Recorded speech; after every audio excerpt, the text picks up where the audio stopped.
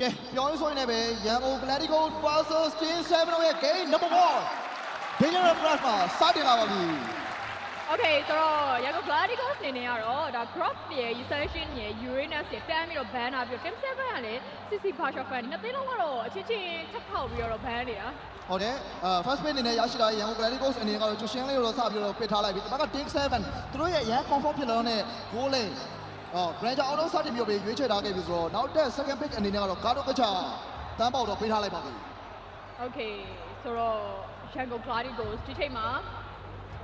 goal lane ဒီ hand drop ပဲ hero အရင်ဆုံးထွက်လာမလားပေါ့နော်ဒါ hand drop ဆိုလို့ရှိရင် joy တို့ high officer တို့ဒီချိန်မှာရွေးချယ်လို့ကောင်းနေမယ်နောက်ပြီးတော့ဒီ factory တို့ဘာလို့ဆော့ချင်တယ်ဆိုဆော့လို့ရနေတယ်အဲ့တော့ hand အနေနဲ့ကလည်းဒီ season 2မှာ utility တော်တော်လေးလဲဆော့တာဆိုတော့Team 7အနေနဲ့ကတော့ဒီ YG နဲ့ရှင်ပြီးတော့ draft တဲ့အချိန်မှာသူတို့လုံးဝ changes ဖြစ်သွားတာလေးရှိရပေါ့နော်ဂျန်ကလာတွေကိုဦးစားပေးပြီးတော့ထုတ်တဲ့အရာလေးသူတို့မတွေ့ရတော့ဘူးဒီဘက်က AI Esport နဲ့ဆော့ခဲ့တဲ့အချိန်မှာတော့ AI Esport တကယ်အားသာပါတယ်ဆိုတဲ့ဂျန်ကယ်ကိုသူတို့အနေနဲ့ ban နဲ့ပြီးတော့ loop ပစ်တယ်အဲ့လိုပုံစံမျိုးလေးတွေသွားထားတယ်ဗျဒီပွဲမှာတော့သူတို့အနေနဲ့ဒီ goal lane တွေဒီ Roma တွေကိုပဲဦးစားပေးပြီးတော့သွားထားခဲ့ပြီးတော့ပဲတစ်ဖက်ရဲ့ဂျန်ကယ်ကိုပြန်ပြီးတော့ check in လိုက်နေတာဗျပြီးတော့ YG ကလည်းပွင့်လင်းပြောမယ်ဆိုရင်တော့ဒီချိန်မှာ utility လည်းပြန်ပြီးတော့ဆော့လို့ရသလိုHeaded Frederick တကယ်တော့ combo ဖြစ်နေတယ်ဆိုတော့ draft တွေကိုပဲဒါနှစ်သိန်းလုံးကိုစီယူလာရတာဗ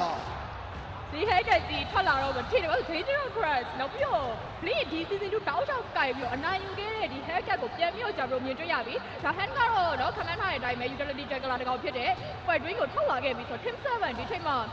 High Officer တို့ join တို့ယူမယ်ဆိုရင်တော့အဆင်ပြေပါမလားတစ်ဖက်မှာ header ကလည်းပါနေသေးတာဆိုတော့သူတို့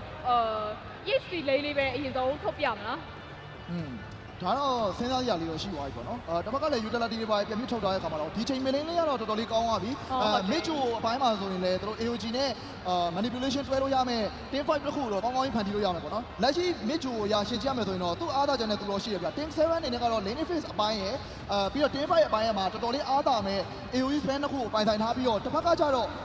Blink ရဲ့ hacker သူ့ရဲ့ play ဆိုင်ကတော့နည်းနည်းလေးတော့ထူးဆန်းတယ်ဗျ။ဘာလို့ထူးဆန်းလဲဆိုတော့ hacker လုံးဝတာမန်ရိုမိုင်နဲ့လုံးဝမတူညီဘဲနဲ့ဟို split position ကိုပဲသွားမှာလားဒါမှမဟုတ်တစ်ဖက်ကဘလိုင်းထဲမှာအရန်အောင်မှာ squishy ဆန်နဲ့ hero တကောင်ပဲ taking down လုပ်မလားဆိုတဲ့အရာတစ်ခုသူခြားထဲမှာစဉ်းစားမယ်ပေါ့နော်။ Blink တွေနဲ့ကလည်းပွဲပုံမူတည်ပြီးတော့အဲ့ play ဆိုင်တစ်မျိုးလုံးဆော့တယ်။ तू late split မလားဒါမှမဟုတ်ဘလိုင်းနဲ့ဝင်ပြီးနှိုက်မလားအဲ့လိုမျိုးတောက်လျှောက်ဆော့တယ်ပေါ့နော်။အဲ့တော့ Blink ရဲ့ hacker ကတော့ဒီပွဲမှာဘယ်လောက်ထိထပ်ပြီးတော့အလုံးလုံးပြနိုင်မလဲကြည့်ရမယ်။တစ်ဖက်ကသူတို့ဖြည့်ရှင်းရတဲ့အသေးကလည်း Team 7play တော့ကလို့တော့လွယ်လွယ်ကူကူအနိုင်ယူလို့ရမယ်အနေထားမျိုးတော့ဟုတ်မနေတော့ Team 7ဒီကြားထဲမှာအများကြီးပြန်လည်ပြီးတော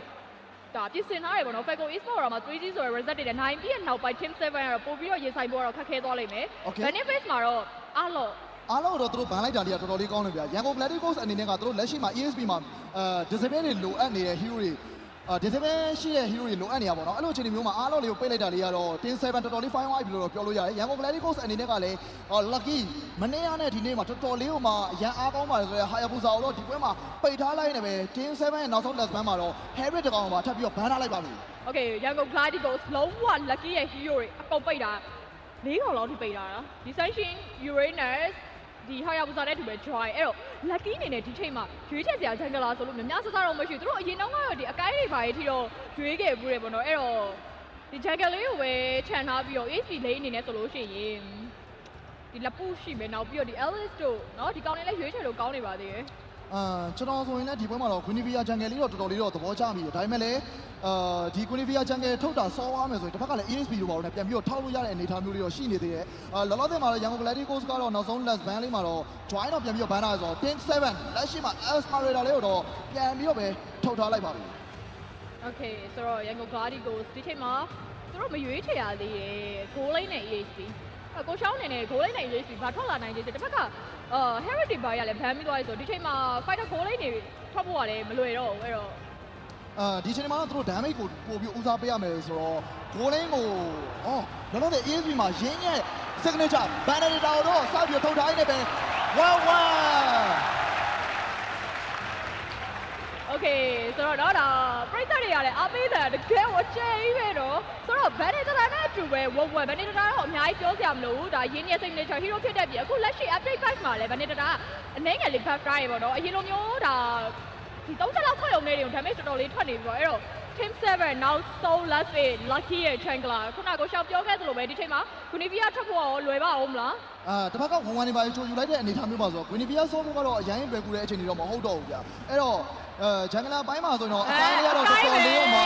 ကောင်းသွားပြီတစ်ဖက်ကလည်း immune တွေပါနေတဲ့အချိန်မှာ immune ကို heavy spin နဲ့ကောင်းကောင်းကြီးဖန်ထိန်းထားလို့ရမယ်အကိုင်းတော့နောက်ဆုံး left spin လေးမှာတော့ဒါ King 7ရွေးချယ်လို့နေခဲ့ပါပြီ ဟုတ်တယ်ပြောမယ်ဆိုလို့ရှိရင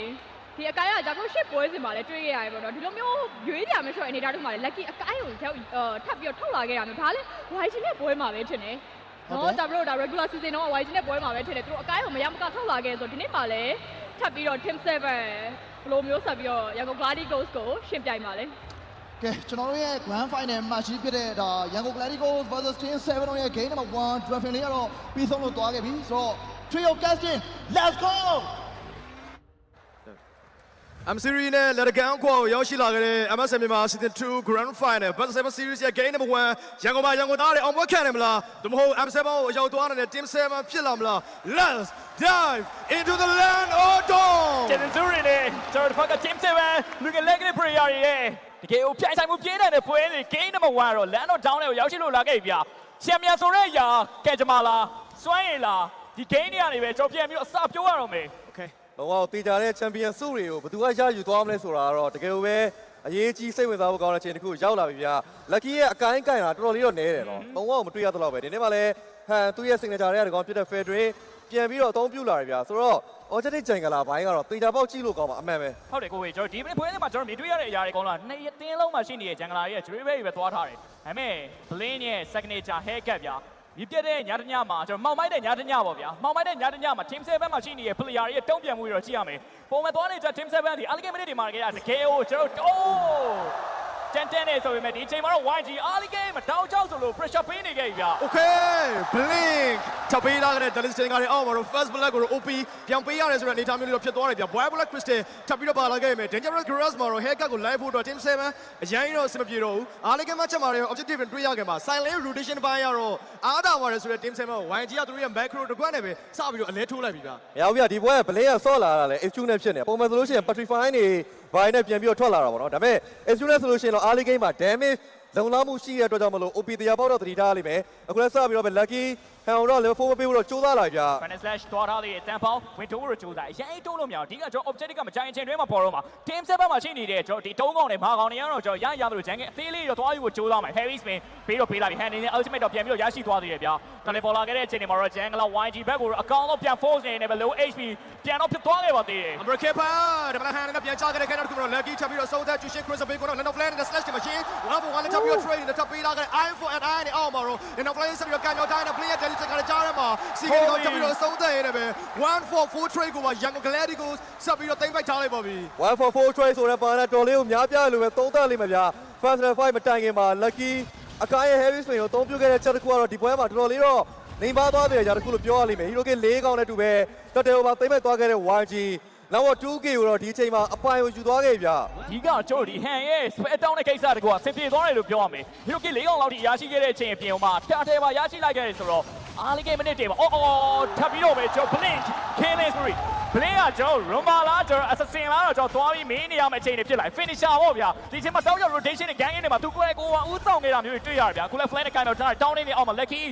တောင်းချတော့ကျွန်တော်ပြန်ပြီးရှင်းထားသေးတယ်ဗျ OP ရဲ့ Granger နှခါလုံးချခဲ့တယ်ဆိုတဲ့ချက်တစ်ခုတော့ Team 7ရဲ့ making time ကိုကျွန်တော်တို့အများကြီးတွားပြီးတော့တက်ရောက်မှုကြီးမားခဲ့တဲ့အနေအထားမျိုးတွေတော့ပြောရမယ်ဗျာ Granger ရဲ့ Grand time ဘယ်ချိန်မှရောက်လာမလဲကိုကြီးနည်းနည်းလေးတော့ခက်ခဲလာပြီထင်တယ်တော့ Granger သူ့ရဲ့ goal ထမ်းဝင်ရောက်လာဖို့အတွက်ကဒီပွဲကမလွယ်တော့ဘာလို့ဆိုတော့ပလင်လဲပါတယ်အဲ့ဒီပြင်မှာ balance control မှာဂျင်းကင်ထားတာ Predator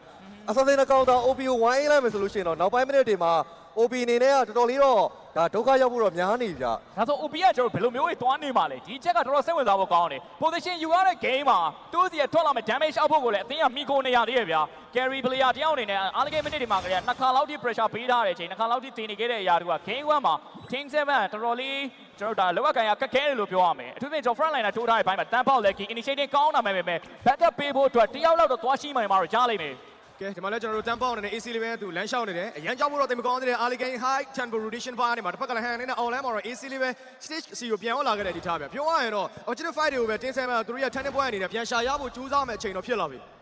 မလွယ်ဘူးတော့ဂျင်းကဒီအချိန်မှာလည်းပြန်ကြည့်မှဆိုလို့ Hero K တွေလည်းຢာတာတော်တော်လေးတော့ဖတ်နေရဗျာ If real world position ကိုတည်တဲ့နေရာမှာ Helka နဲ့ Bandara ဝင်အိမ်မယ်ဆိုလို့ရှိရင် If ကလည်းကန်မှာတော့မဟုတ်ဗျာကိုလည်းတက်တက်စားပြီးတော့ဘတ်တယ်လေးပါလေး try မှုတော့ကြိုးစားနေတယ်ဗျာဒါပေမဲ့နည်းနည်းတော့စောနေသေးတယ် lucky ခုနကလည်းတက်တက်မစခင်မှာ heavy swing ပေးလိုက်မိတယ် ခုနလိုအမားမျိုးတော့ဒီတစ်ခေါက်ထပ်ဖြစ်လို့တော့မရဘူးဗျ open တဲ့ feed တွေမှာတော့ကျွန်တော် dangerous threat ဖြစ်တဲ့အတွက်ကြောင့် blink ရဲ့ better position ဒီချားမှာပြင်မယ် Womo combo ဘိုင်းမှာတော့ team 7အများကြီးလုပ်လို့ရတယ်အခုလည်း zoning control ကောင်းတယ်ဗျ team 7ဒီချားတွေကတော့ပြန်လဲပြီးတော့ရရှိသွားပြီ Jan 9 4တွေနောက်မှာတော့ flame နဲ့ကင်မြောက်ထားနေမယ် tap out တောင်းနေနောက်မှာတော့ကျွန်တော်ပြန် combo ကြိုးစားနေမရနိုင်ဘူး trading တကူကတော့ကျွန်တော် online မှာရှိနေသေးတယ် tournament တိုင်းနဲ့လဲလဲထားရသေးဗျ YG ကတော့အနည်းဆုံးတော့ flame တော့ပေးမှာမဟုတ်ဘူးခုတော့ပြန်ယူမဲ့ကျင်းနေမှာ mega k မှာ blink ကောင်းတော့ရောက်ပါခေါ်ထားပါသေးတယ် Haircut ထပ်ပြီးတော့အဆုံးသပေးခဲ့တဲ့အပိုင်းလေးတွေကောင်းတယ်နောက်ပိုင်းတော့အားလေးကmatch မှာ Hero Gate တော်တော်လေးရနေတယ် Haircut အနေနဲ့ rotation ပိုင်းတွေရော Danger Grass တွေသုံးချပြီးတော့သူနဲ့ပြန်ပြီး split push သွားတဲ့အပိုင်းတွေမှာ Team 7အနေနဲ့အရင်တော့ပြန် trade တာပေးရတာများလာတယ်ဗျာဒါပေမဲ့နောက်ပိုင်း that data objective ကိုတော့ထပ်ပြီးတော့သူတို့ take down လုပ်ဖို့တော့လိုဦးမယ် ကဲ item ဆိုင်ရာရရှိရမယ်ဆိုလို့ရှိရင်လည်းဒီချိန်မှာတော့ဒါ1-1အနေနဲ့ item တစ်ချောင်းလောက်စပြီးတော့ပြီးသွားခဲ့ပြီဗျာတစ်ဖက်မှာရှိခဲ့တဲ့ Granger ကတော့သူနည်းနည်းလေး item မြသွားနေတယ်လို့တော့ပြောလို့ရတယ်နော် Hand strike လေးပါလေးနဲ့အတူပဲ sky ပြသွားလေးပါလေးခွဲပြီးတော့သွားနေရတဲ့အနေထားမျိုးဗျာဆိုတော့ဒီ matchman တစ်ကောင်ကြားထဲမှာကွာမော်တော်လေးကြည့်ရနော်1-1က4-0ဖြစ်တော့မယ် ပြီးတော့ကျွန်တော်ဒီ blink နေနဲ့ 3.5k ဗျာပြီးတော့ hapta 3ချောင်းပြီးနေပြီအဓိကကျွန်တော်ဒီအချိန်ဒီမှာ stage ရဲ့ itemization နဲ့စာလို့ရှိရင် blink ရဲ့ item တွေကပို့ပြီးတော့အရေးကြီးတယ်အများကြီးပို့များလာလို့ရှိရင်တစ်ဖက်မှာရှိနေသေးတဲ့ granger တောက်ကရောက်သွားနိုင်တယ်ဗျာ sky ပြန်တဲ့တစ်ခါကအခုမှပြီးထားသေးတယ်ပေါ့နော် granger ဆိုတဲ့ hero nature early game မှာက step တွေ counter zero bind တွေအကုန်လုံးစုထားနိုင်မှာအတင်းနဲ့တူတူ damage လိုက်ပေးရတဲ့ bind တွေမှာပို့ပြီးအဆင်ပြေတာဗျာ One star more number unbreaking man Temple Campson the ball 3v1 လေးပဲ Jushin Cross Bay ကိုလေး Lina ထောက်ပေးထားတယ်ပဲလိုက်ဖမ်းမှုကအရန်လွယ်ဆိုတဲ့ character မှာ blink အနေနဲ့အပိုင်းထိုင်ဆောင်နေခဲ့တဲ့ချိန်တွေဗျာ stage ကိုသွားပြီးတော့ Team 7အနေနဲ့ rotation သွားဖို့တော့အရင်မလွယ်တဲ့အနေအထားလေးတော့ဖြစ်လာတယ် unbreaking man this thing happy spell lucky 3v1 RWM တော့ shot စီးရထောက်ပေးထားတယ်ပဲဟန်ထောက်ပြီးတော့ take down ခံလိုက်ရတယ်ဗျာ နောက်မှလည်း AOG ချက်ပြီးတော့ follow လောက်ထားသေးတဲ့နောက်မှာ ပြန်ပြီးတော့ကြာသွားနေနေပဲ Hero Gate နှစ်ကောင်လောက်ထိကိုတော့ YG ပြန်ပေးလိုက်ရတယ်ဗျာ heavy spin ကျွန်တော် manipulation combo တစ်ပေါက်ကတော့ team 7စတင်ပြီးတော့လုံးဖြစ်လာပြီလို့ပြောရမယ်ဗျာပုံမှန်သူတို့အနေနဲ့ open field တွေမှာ objective ဆိုင်လို့ရှိရင်ဒီလိုပုံစံမျိုးလေးပြန်သွားနေမှာတော့ရမယ်တောက်လျှောက်ကတော့ကျွန်တော် blink နေနဲ့ဒီ team position ကျွမ်းတဲ့ဘန်နေနဲ့တော့ကက်တဲ့ phantom blow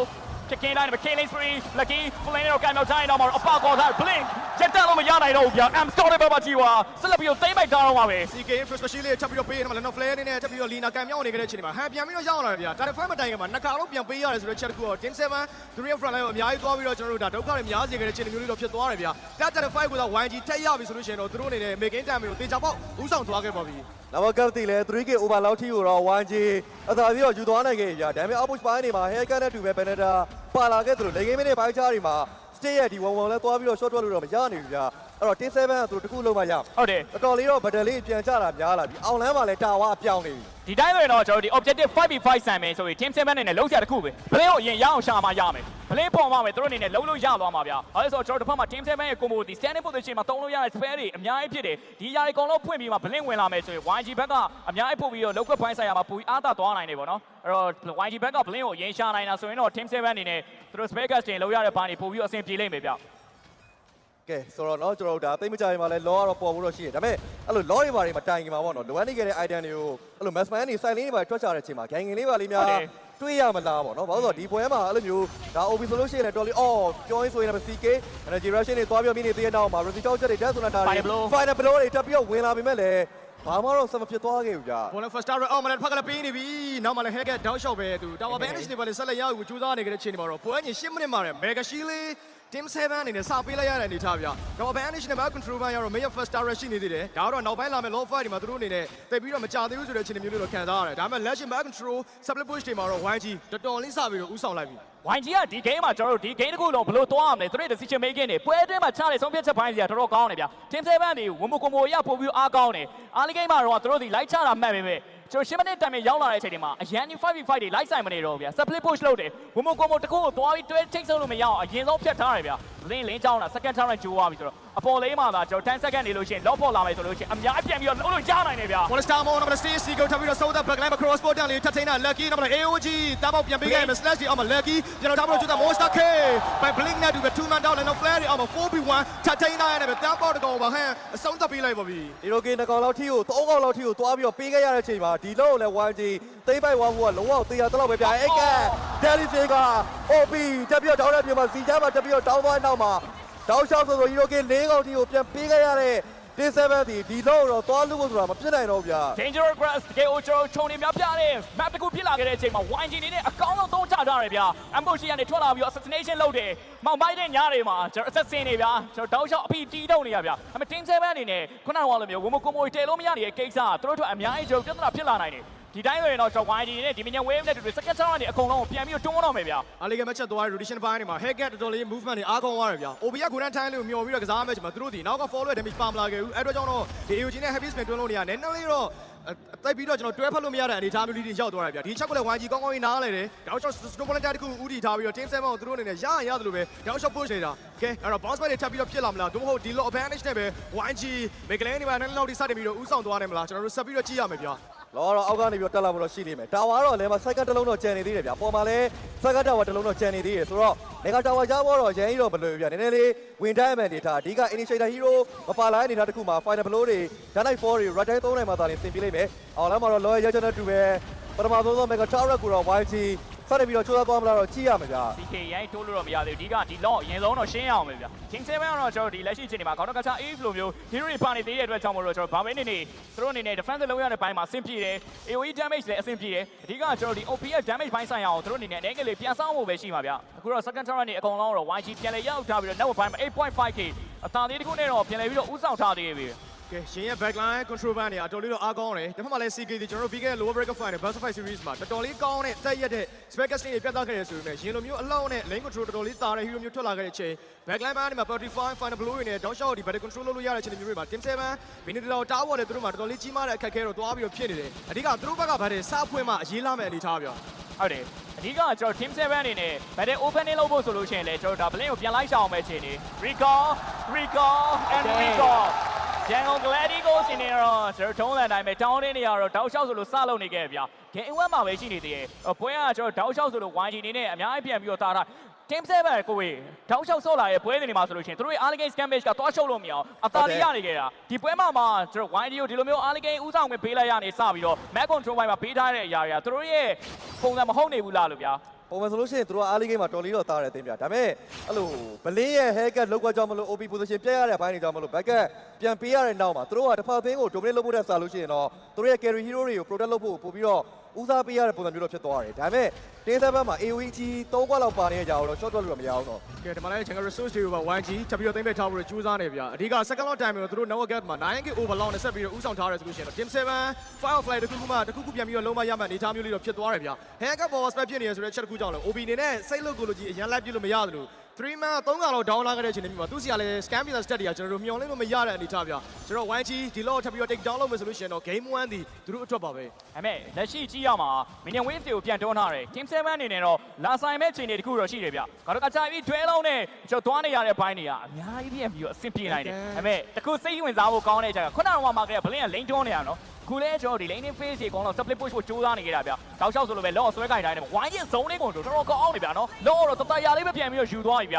ကဲတင်း7ကတော့တို့လည်းမရတဲ့ရတခုတော့ရန်ကြီးတော့မလိုချင်ခဲ့ဘူးပေါ့လေကိုနဲ့မဆိုင်တော့လေဒီတိုင်းပဲလှုပ်ပေးလိုက်ရမှာပဲသိရမလားဆိုတော့ YG ကတော့ပြန်ကြည့်မှဆိုလို့ရှိရင်တော့တို့အားလီဂိမ်းနဲ့နေပြီးတော့တာလာတဲ့ຢာတခုတို့ဒီကောင်းကောင်းကြီးdominate လောက်ထားနိုင်တယ်ပေါ့အဲ့တော့ဒီလုံးနဲ့အတူတို့ဒီတေချာပေါက် mega 3လင်းလုံးချောင်း try သွားဖို့တော့ရှိလိမ့်မယ်တင်း7တစ်ဖက်နဲ့မှရမယ် play OP ဒီကောင်းမှာတော့ shut down ကြီးပြန်လည်ပြီးတော့သိမ်းပိုက်သွားပြီဗျာတပူချီမာတဲ့ key တစ်ကောင်လေးတော့ကျွန်တော်တို့ပြောရလိမ့်မယ်ထင်တယ်ဗျာ OP နေနဲ့သူ့ရဲ့ first key ဒီ shut down key သွားပြီးတော့ဖြစ်နေတယ်ဒီမိနစ်ပိုင်းကြားထဲမှာသူ့ရဲ့ golden time လေးကျွန်တော်တို့စပြီးတော့မျော်လင့်ခွင့်ရှိလာကြတယ်ဆိုတဲ့အခြေအနေမျိုးတွေမှာ second law ဒီ 4v5 မျိုးနဲ့ YG high ground တက်ကိုတခါတည်းတက်ပြီးအရန်ဖြတ်ဖို့ကတော့မတိကြတော့ဘူးဗျာဒီအချိန်ဒီမှာ law နဲ့တက်လို့မရတော့ဘူးလို့ပြောရမယ် OP Resident Death Sonata သုံးရတာတော်တော်ကောင်းတယ်လို့ပြောရမယ် Alligator မိနစ်တွေမှာတောက်လျှောက်ကန်ပေမဲ့ win on ချက်ပြီးသွားတဲ့ time တွေမှာ blame နေနဲ့ OP ကိုတက်ဖို့ခက်ခဲလာပြီလို့ပြောရမယ်ဗျာမောင်ဝိုင်းတဲ့ညားတွေမှာတော့ကျွန်တော်ဘာမှလုပ်လို့ရမှာတော့မဟုတ်တော့ဘူး defensive လုပ်ရတဲ့ဘိုင်းတွေမှာတော့ကျွန်တော်ဒီကတော့ကချာဖီသွားနေတဲ့ဘိုင်းတွေမှာသူတို့ရဲ့ဒီ manipulation ထောက်ထားတဲ့ဘိုင်းတွေ defensive လုပ်ရတဲ့ဘိုင်းတွေမှာတော့အများကြီးပို့ပြီးတော့အဆင်ပြေလိမ့်မယ်တော့ထဲတဲ့တော့ဝင်ရိုက်တော့မှာဗျာ mega တလိန်းတော့နဲတော့ပေးရမယ့်ချိန်တွေပါကဲလောတော့အောက်ကနေပြီးတက်လာတယ်ဗျာ mega tower တစ်လုံးတော့စာပြီးတော့ကျိုးသွားခဲ့ရပြီဒါပေမဲ့ဗတေယိုတင်းဝင်ဆိုင်တယ်ဆိုတဲ့ချိန်မျိုးတော့ကျွန်တော်လုံးဝတော့မတွေ့ရသေးဘူးရင်နဲ့တူပဲ blink ရဲ့ lane control တွေကြားထဲမှာဒီ tower လေးတွေကို light နဲ့နေသဘောတော့မတွေ့ရဗျာဆိုတော့ initiator မပါလာတဲ့ပြဿနာအဲ့နေရာမှာသိတာ high ground တက်လာတဲ့နေရာမှာ initiator မပါလို့ရှိရင်တော့အရင်ကြီးတော့မလွယ်တော့ဘူးဗျာ First time on energy reaction ပဲတစ်ဖက်ကလည်း heavy spin နဲ့ lucky ပြန်ပြီးတောင်းကမှကြံနေခဲ့တဲ့ hand ကောင်ထပ်ချဖို့တော့များနေကြတဲ့ချိန်မှာစီးရထပ်ပြီးတော့ဆုတ်တဲ့ listing ကလည်း backline ပြန်ချိန်ခဲ့ပဲ CK M stop prevent နဲ့ရှင် 1 2လေးထပ်ထွေးခဲ့တဲ့ guide ကမှတော့ YG ဆက်ပြီးတော့ရှိနေစေ and flank ကို Lina ပြန်ပေးထားခဲ့မယ်ပြန်ပြီးတော့ fall back ရမှာဦးမယ်ဘာမှဆိုဖြစ်သွားနိုင်တဲ့အချိန်တွေတခုရောက်သွားပြီတော့ဒီတိုင်းဆိုရင် team 7 ဘက်က OP ရဲ့ damage ကအများကြီးဖြစ်လာပြီဗျာ ZN ရဲ့ manipulation green တွေကြားထဲမှာဆိုလို့ရှိရင်တောင်းတန်ကို player ရုံးထွက်နိုင်မှာမဟုတ် heavy spin ဆိုတဲ့အရာလည်းပါနေသေးတယ်အဲ့ဒါမှတော့ Lina Dan of Flame နဲ့ kind of မြောက်ထားသေးတယ်ဗျာအဲ့တော့ Quinton damage ပေးရတဲ့ဘိုင်းမှာတော့အဆင်ပြေတယ်ဆိုပေမဲ့တကယ်တမ်းကျွန်တော် Team 7ရဲ့ 5v5 ပဲတဲ့ fight တွေမှာဆိုလို့ရှိရင်သူတို့သွားနေကြတဲ့ Rattan သူတို့သွားနေကြတဲ့ strategy ဘိုင်းဆိုင်ရာတဖြည်းဖြည်းနဲ့အကောင့်ထဲပေါ်လာနိုင်ပြီလို့ပြောရမယ် item ဘိုင်းမှာ OP က item match သွားပြီ ဟာအဲ့လိုကြီးကြတော့နော်နည်းလေးပြန်ပြီးတော့ကြောက်ရမယ့်ခြေနေတစ်ခုလို့ပြောရတယ် Sky ပြစတက်ကလည်းသူစီမှာတော့ဒါဟို30လောက်တော့သွားပြီးတော့ရှိနေသေးတဲ့အနေထားပေါ့နော်မစိုးဘူးဗျဘာဖြစ်နောက်မိနစ်တွေမှာ OPS Granger Rossi ကြောက်ချက်တွေတက်ဆိုတာဒါတွေစကိုင်းဘီယာစတက်နဲ့ပေါင်းနိုင်မယ်ဆိုလို့ရှိရင်တော့အဆင်ပြေနိုင်တယ်ဒါပေမဲ့စတစ်ကလည်းဖနက်မပါတဲ့ချိန်ဒီမှာတော့မှ damage item ကြီးပဲ9ခွက်ပြီးွားခဲ့ပြီဗျာတော့လေးကြောက်ဖို့ကောင်းတယ်နော် ဟုတ်တယ် magic item တကွာလောက်ပြီးသွားပြီဆိုလို့ရှိရင်တော့မှ GNC ကိုတိုးလို့ရတယ် YG ဘက်က early game မှာသွားနေလို့မျိုးပုံစံနေအခုချိန်မှာသွားလို့မရတော့ဘလင်း open field ထဲမှာ Dan Knight Phone နဲ့ပြေးဝင်လုံးဖို့ဆိုတာမလွယ်တော့တန်းဘောက်က body block ပေးထားတဲ့အချိန်တွေမှာ OP အတွက်က freely ပြစ်ခွင့်ရနေရလို့ပြောလို့ရမယ်မကြခင်မှာပေါ်လာတော့မယ် low fight တွေနှစ်သင်းလုံးအတွက်အရေးကြီးတဲ့အခြေအနေတစ်ခုဖြစ်လာပြီဘက်ကတလိန်ပေးထားတယ်ဆိုပေမဲ့ဒီအချိန်တွေမှာလောရရှိသွားတဲ့အသင်းတွေနဲ့သူတို့ရဲ့ advantages ဘိုင်းမှာအများကြီးပြန်ပြီးဖြစ်နေတော့မှာ YG တို့ကအရေးကြီးဆုံးအရာဒီချိန်မှာ stage မကြသွားဖို့ဒူလာပြီဆိုတဲ့အနေအထားမျိုးတော့ဖြစ်လာတယ်ဗျာအားလေး game မှာ lower dash confirm ဖြစ်ခဲ့တဲ့အပိုင်းလေးရှိတယ်ဒါမှမဟုတ်ဒီချိန်မှာသူတို့နဲ့ low ဆပြီး full stage အပိုင်းလေးလည်းကျွန်တော်တို့တွေ့လာတယ်ပေါ့နော်ဒါပေမဲ့ team 7ကလက်ရှိ bounce back လုပ်လို့ရတဲ့ time တစ်ခုမှာသူတို့အနေနဲ့ဒီ low ဒီတိုင်းလွတ်ဖို့တော့တိတ်မရှိတော့ဘူးဗျာ low full scale တဲ့ခိုင်းတဲ့တစ်ခုမှာတစ်ဖက်ကလည်း OP နောက်မှလည်းပြန်ပြီးတော့ low lane ကိုပြန်ရှင်းနေရတဲ့ချိန်မှာ 4v4 လေးပဲပြန်ထိန်းထားဖို့တော့ကြိုးစားနေပြီ ကဲလောကတော့တောက်လျှောက်တော့ပြန်ပြီးတော့ dance နေပါပဲဗျာပြောမှဆိုလို့ရှိရင်တော့ lane control နဲ့ဒီ law ရဲ့ကြားထဲမှာတည်တခုတော့တရားပေါက်ခြာခိုင်းရလိမ့်မယ်ကဲအားလုံးတက်လေးနေပြီပါเนาะတစ်စုံတစ်ယောက်ကတော့တခုလို့တော့စပြီးတော့စူးစမ်းနေဗျာ အနေများတဲ့ကာလာတွေ Dan Knight Phone မောင်မိုက်တဲ့ညတွေမှာတို့တက်ဖြတ်မှာလားဒါပေမဲ့နီးတော့ရောက်တော့ပြန်ယူသွားတယ်ဗျာ ဒါပေမဲ့ lucky ထပ်ပြီးတော့ကြားခဲ့တဲ့ခိုင်းတဲ့တစ်ခုမှာတော့ low ရော Hiroki ရော YG ဆက်ပြီးတော့ရတယ်ပါလာပြီတောက်လျှောက် backline တွေအောက်မှာ play ထပ်ပြီးတော့ဆုံးသက်နောက်မှလည်း land of flag လေးဆက်ပြီးတော့ကံမြောင်းနေခဲ့တဲ့ချိန်တွေမှာ Tampa winner crown လေးပြန်ခဲခဲ့ cross border နဲ့အောက်မှာ 1v1 လေးပဲနောက်မှသွားပြီးတော့ညင်းနေတဲ့ OP ပြန်ရခဲ့ပြီ play တွေကိုထပ်ပြီးတော့ကြား 4v1 slash တွေ I19 နဲ့ land of flag တွေကံမြောင်းနေခဲ့တဲ့ချိန်တွေမှာ OP still alive ဒီကောင်နဲ့ထပ်ပြီးတော့ကြံရှင်းနေခဲ့မယ် 4man YG ထပ်ပြီးတော့တက်လာခဲ့ပါပြီ ဒီဝေကားလေးတို့ OP ရောက်တော့ပြန်ပြီးရှင်းနေသေးတယ် YG with the throw ရိုက်ကြောနေကြတယ် OP game fireman ဝိုင်းအောင်ကိုတော့ပေးလိုက်ရရင်လည်း game number 1တော့ Yango Glady ကိုthey fight လို့သွားနေပြီဖြစ်ပါတယ် The boys from the Yango leads the city with one totally ကဲဝမ်စီတော့ဖြစ်သွားခဲ့ကြနော် YG လုံးဝပဲဒီနေ့ပွဲစဉ်မှာမထင်မထားတဲ့အနေအထားတစ်ခုတော့လုံးပြသွားခဲ့ပြီလို့ပဲကျွန်တော်တို့ပြောမှာဖြစ်ပါတယ်တကယ်လို့ပဲကျွန်တော်တို့ကောင်းတဲ့ပွဲစဉ်တစ်ပွဲကိုကျွန်တော်တို့ဟာကြီးခဲ့ရတယ်ဗျာနော်တင်း7ကလည်း OP ရဲ့အကောင်းဆုံးသော hero တွေကိုကြားခဲ့တယ်ဒါပေမဲ့ဒီနေ့ပွဲစဉ်မှာဘလင်းရဲ့ haircut ကပွဲအစအနေအဆုံးတော်တော်ဒုက္ခပေးသွားတယ်